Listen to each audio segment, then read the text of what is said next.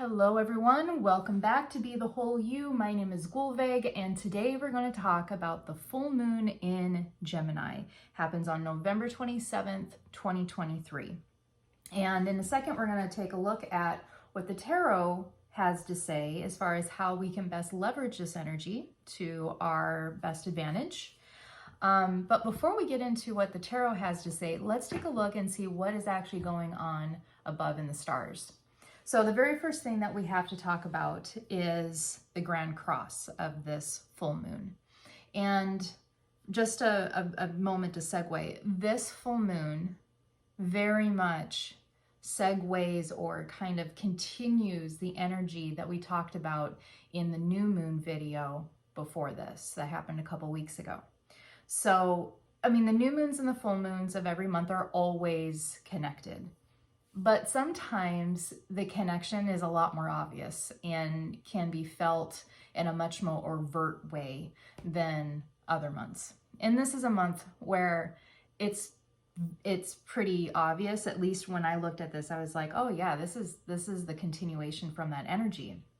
And the reason why I say that is a grand cross, by the way, is when you have four astrological bodies, for planets or asteroids or whatever they might be, that are 90 degrees apart from each other. So what it looks like a big, huge red square.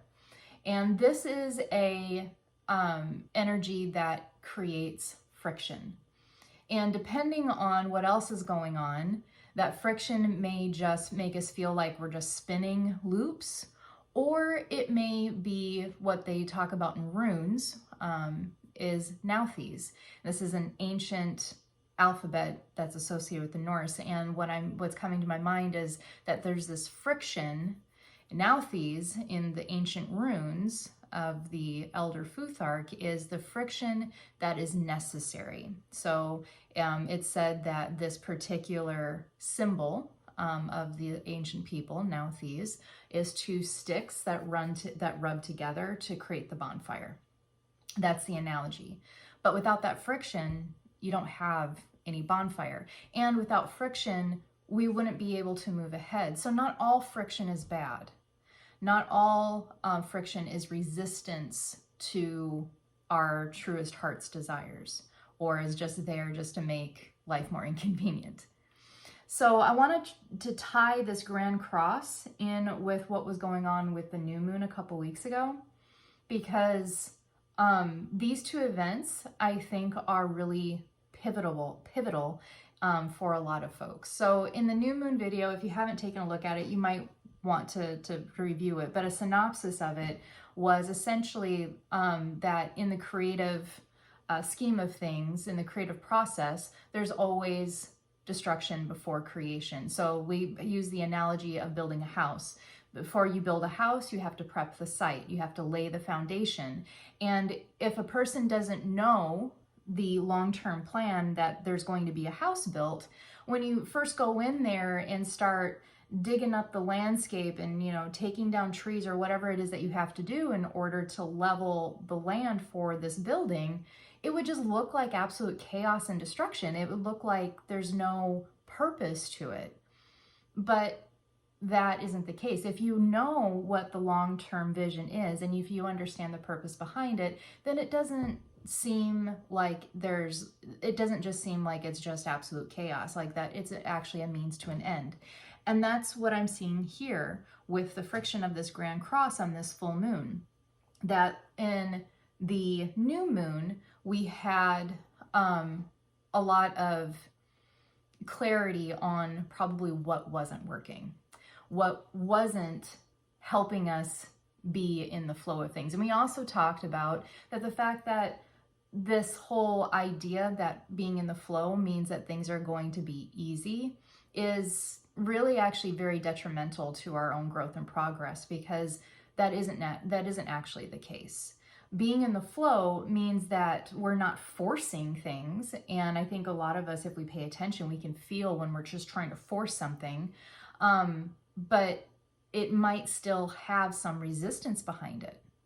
And resistance doesn't necessarily mean you're on the wrong path, and it doesn't mean that you're doing anything wrong. It just is the resistance.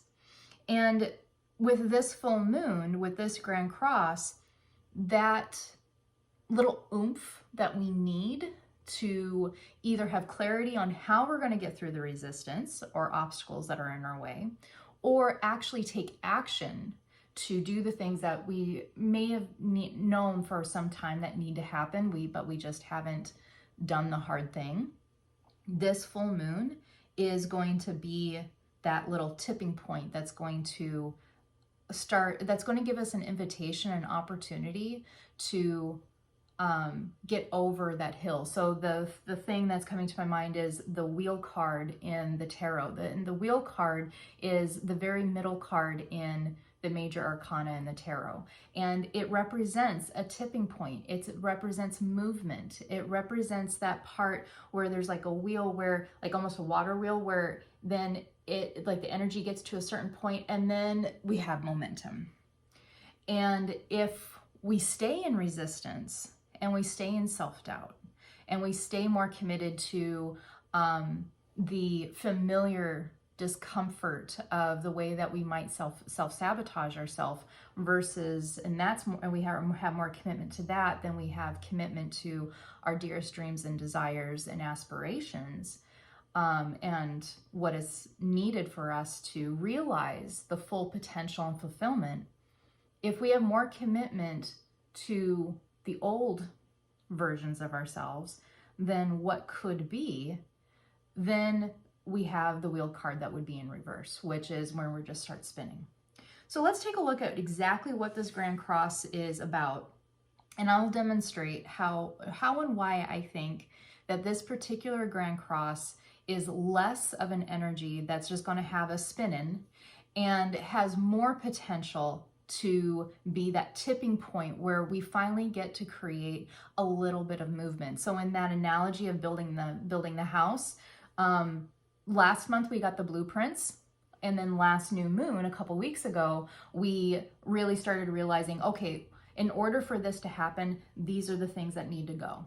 I either have to make a change in my lifestyle, my home situation. Perhaps I really need to start looking for that new job that I know that there's something better out there, but I just haven't gone out and done the thing.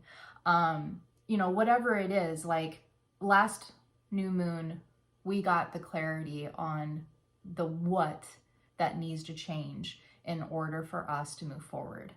And then with this full moon, it's like the rubber band's being pulled back, and then it's up to us when we want to release that potential and really go forward.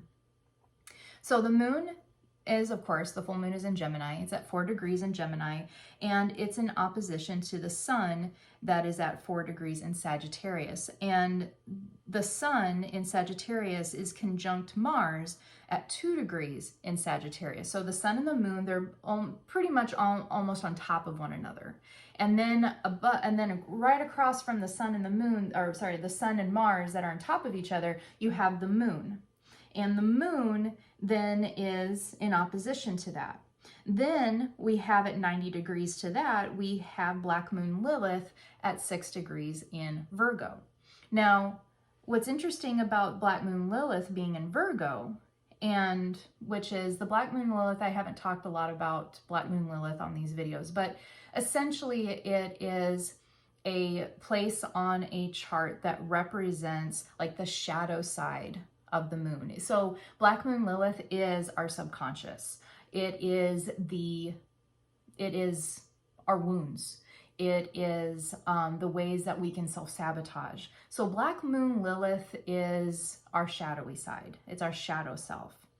And what's really interesting is that the moon, the luminary moon, so the bright side of the moon, is in Gemini. In Gemini and Virgo, Black Moon Lilith is in Virgo. Both of these are associated with the planet Mercury. And so what I'm seeing with the moon and how it's in opposition to all of the Sagittarius energy with the sun, that's our identity, and Mars, which is our charisma, it's our passion, it's our courage, it's our gusto. Those two things opposing one another will really, how it is that we stand in our own way is going to be like right here. It's going to be right in front of our face. And because Mercury is the energy that's playing with our subconscious, both the bright side and the shadowy side, and Mercury is about knowledge, it's about intellect, and it's about moving forward. We have a real opportunity with this Grand Cross to have a new understanding of what it is that really fires our passion. We will have an opportunity to have more clarity on the ways that we might hold ourselves back, whether or not that's a belief about how we relate to others or how the world relates to us. How we might have some clarity on how certain belief systems such as victimhood and not not deserving certain things, or the fact that certain things are just not realistic for us. All of those belief systems, by the way, they all typically have like some validity to it. We picked them up somewhere, right? So like they are reflecting some sort of wound, some sort of experience that we had that was very, very real. Most of the time, we're not just making this stuff up. These are reflections of our experience. And so it's not that we need to repress or tell those parts of ourselves that they shouldn't be there, because those belief systems might be there because at one point in time, we might have needed them in order to protect ourselves. So for example, a fear of putting yourself out there and being seen. Well, at some point in our life, especially when we are children, it may have actually been in our benefit to hide because it was either emotionally not safe or perhaps even physically not safe to really allow yourself to be seen. Speaking our truth, I think almost all of us have had ourselves shut down at some point. So it's about overcoming those past paradigms so that we can write a new script, so that we can develop, like we were given the blueprint in eclipse season back in October of what it is that we were going to build. And now we're gathering our resources. Now we're starting to actually purchase the lumber and the hardware and all the things that we need to get together in order to do the thing. So we had the moon in Gemini, Sun and Mars in Sagittarius that were in opposition of each other. Then we have Black Moon Lilith, our subconscious, that's in Virgo at 6 degrees. And then the other piece of this Grand Cross is we have Saturn at 0 degrees in Pisces. Now, what's very interesting about this is that Saturn rules over karma and time-bound consciousness. It is kind of like the strict principle of the zodiac sign. It makes sure that the rules are followed and it gives structure, and it also rules over cause and effect. So, and the fact that it's in Pisces at 0 degrees and it is in tension with these other astrological bodies, Pisces is the last sign of the zodiac. And with Saturn being at 0 degrees, and 0 is the cosmic egg, it's about new beginnings. And honestly, with 0, you can gestate whatever it is that you want. It's up to you what goes in that egg. So you can take those blueprints and all the clarity and all the things that you know you really want and decide to gestate it with this Grand Cross. And yes, the tension is going to be there. There are going to be resistance that we're going to feel, either internally with self-doubt or lack of confidence, or whatever the thing may be, or it could even be something more external where we have information from the outside, either from people who don't think that we can do what it is that we set out to do, or negative authority figures, bosses, family members, whatever it might be. There's going to be resistance, hence the Grand Cross. But there's also, when we take a look at the resistance, the resistance is more about it being an echo of the past. And that resistance is giving us, it's like you can't adhere to a signpost unless it's right in front of you.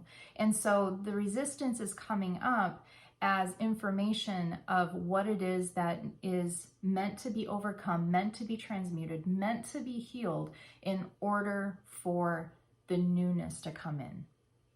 And the Saturn at 0 degrees in Pisces is creating a completion with that. It's saying, you know, just like with the wheel, it's like saying, okay, you have come full circle, my friend, and now it's time to start something anew. So let's take a look if there's anything else that I wrote down here that seemed something that trines the moon is Pluto at 28 degrees in Capricorn. Capricorn, by the way, is associated with Saturn, and Pluto is the planet of death and rebirth. So Pluto's in Capricorn and it's trining the moon, which means it's in a harmonious, supportive aspect to the moon. And so we have Pluto, which is basically echoing it's repeating the same kind of themes that Saturn was telling us at 0 degrees in Pisces, because Capricorn is ruled by Saturn. And then, so Pluto is about death and rebirth, and it's coming in and it's saying, times are changing. Times are changing, and if we try to anchor ourselves into the past, we will have a very difficult time moving forward, because anchoring yourself into the past with all of the wounds and all of the baggage and all of the things that may not be very helpful, that's a lot of weight to carry. So Pluto is coming in and is supporting all of this and saying, this may not be comfortable, but it's absolutely necessary for us to get to where we need to go. And I don't know, for me, that actually makes it seem a little bit more digestible to go through whatever kind of discomfort. If I have an idea of like what this greater scheme is, then somehow the sense that makes just makes it feel a lot better. And so yeah. North Node and Aries at 22 degrees, and that is conjunct Chiron at 15 degrees in Aries. So here's a little like peek into what it is that is needed in order to build the new thing. So we talked about what's needed in order to let go and move forward. In order to build the new thing, it needs to be on your terms, not based on what other people tell you is realistic, what other people tell you is marketable, not based on what's going to make your family members happy or what's going to prove somebody else wrong. Like, it has to be about what nurtures you and supports you and what is a true authentic expression for you, because 22 degrees, the number 22 is a master builder number. Aries is all about the sovereign self, and the North Node is about what it is that we're moving towards. So this Grand Cross is creating this friction, but it's friction that is needed in order to move ahead. The analogy that came to my mind when I was looking at this was, when I was a kid, we had this old moped, and it was one of those mopeds where you had a flywheel that you had to like churn, you had to crank it in order to get the engine to turn over. And it was back in my day. So you had to crank this flywheel in order to get the moped to start.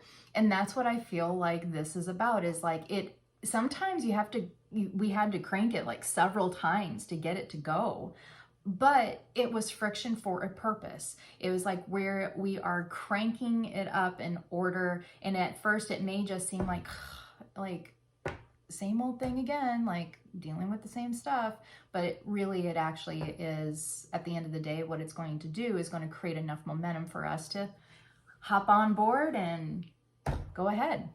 So with that being said, let's take a look at what the tarot has to say, because I'm really interested to get some additional information on what is it that we need to do in order to leverage this energy of this full moon in Gemini to serve our best and highest good.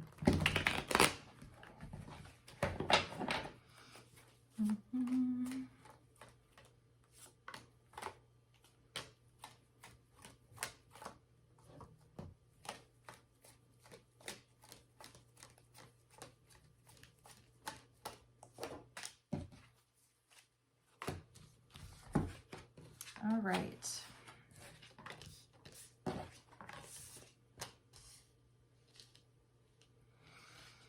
Okay, so the very first card that comes up is the Judgment card. And what's really interesting about the Judgment card is it is the number 20. And so 20 is also about relationships.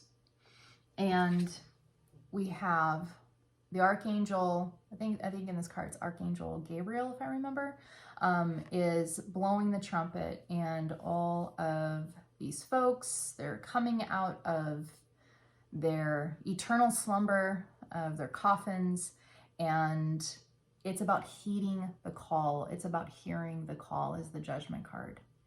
So what has your heart been calling you to do? Are there certain patterns, imbalances in your life that have been just on autopilot that are begging you to take even a small action, to change the game, to flip the script? Are there things that have been percolating, such as a job that doesn't serve you, such as a relationship that has run its course, such as the need to move, such as the need to get new roommates or to find a different social circle? Are there changes that have been itching at you for a while? And if so, now's the time to hear that call. Hearing the call, the thing that's muffling it, that is going to get in our way, is kind of what we already talked about. We talked about all of the shadow work. We talked about like how self-doubt, lack of self-esteem, you know, that type of stuff might come up. And we have the Queen of Wands reversed, and the Queen of Wands reversed would definitely be like the energy of Black Moon Lilith. So right side up, she is somebody who has tamed her shadow. That's the black cat that's on her lap. And she has domesticated it. She has a good relationship with it. She understands that her shadow is there to actually try to help, but like a really well-meant friend that has tactics that are completely off, that's kind of like what the shadow is for us. Like, it has really good intentions most of the time, but a lot of times it just ends up making kind of a mess.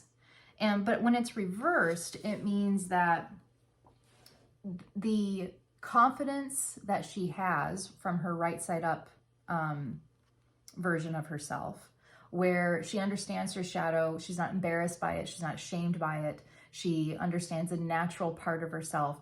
But in a reversal, it's like that black cat, that shadow, is not domesticated right now. It's got the best of her.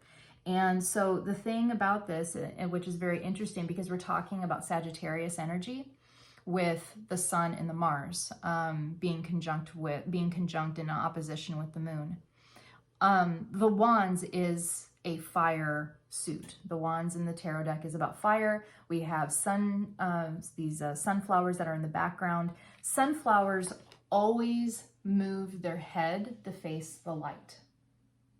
And with Sun and Mars conjunct in Sagittarius, what I'm getting from that is the way to make this not seem as uncomfortable is small actions. Take even the smallest action. There is no action that's too small in the direction of where you feel it's healthiest for you to go. You may not know the whole, destination, but if you just take that first step, that's going to be enough. Sagittarius is all about hunting down what it is that you want. Sagittarius is fire, and Mars is fire too. And this is definitely an energy that's like, it's time to move and go towards what it is that you know is healthiest for you. The payoff from that Ace of Pentacles, success. And in fact, it doing the hard thing might end up actually also increasing our wealth. I mean, Ace of Pentacles, first and foremost, is about financial windfall. And a lot of times it's unexpected. So, and then the next card that comes up is Three of Pentacles reversed. This is something that we are meant to do alone. So if you have been waiting for somebody to give you permission to do what you need to do, if you've been waiting for a partner to start that business that you've always wanted to start, or you have been waiting for somebody else out there to give you the green light or to support you in a particular way in order for you to get started, stop waiting. And it's time to lean in on yourself. You're probably a lot more tenacious and a lot more courageous than you ever gave yourself credit for. And that is what this full moon is here to tell us, is that this isn't a time for codependency. It's not a time for, waiting for permission. It's time to strike out on your own and do the thing. And when you go out and strike out on your own, not only will you be successful, but that's when you're going to really align with people who truly are going to be supportive of this new journey, of this new phase, this new paradigm of your life. Because you yourself will have not, this is a dimension, this three-dimensional world is a dimension for action. Like, we can't just sit there and always just manifest in our minds. Like, yes, the law of attraction is, there's truth to it. Yes, we have to have healthy mindsets and focus on what it is that we want and not on what we don't want. And we also have to take the right action at the right time. The cards, the stars, they're all saying, now's the right time. Take the action, do the thing, and the rest will follow. If we're waiting for everything to come together perfectly before we take action, we're going to end up spinning. And then we're going to be caught in that Grand Cross energy and we'll probably end up being very frustrated. So the remedy to it is to do the thing, even if that thing is small and it feels inconsequential. I guarantee you it's not. It is enough. It's probably more than enough. And it's going to get you in that right direction of where it is that you want to go and free yourself from whatever it is that might be back here that might otherwise hold you back. So many blessings to you all. If you are needing one-on-one reading or coaching to do shadow work, pattern resolution, inner child healing, and connect to your joy, if you're in a space where you don't remember what gives you joy, then take a look at my website and you can book either a consultation or a session with me. And we can get you unstuck and get you clarity on what it is that you specifically need to do to move forward in the direction of your truest heart's desires. Love you all, and I will see you in a couple of weeks. We're going to take a look at the next new moon and unfold this next chapter. Many blessings to you all. Bye-bye.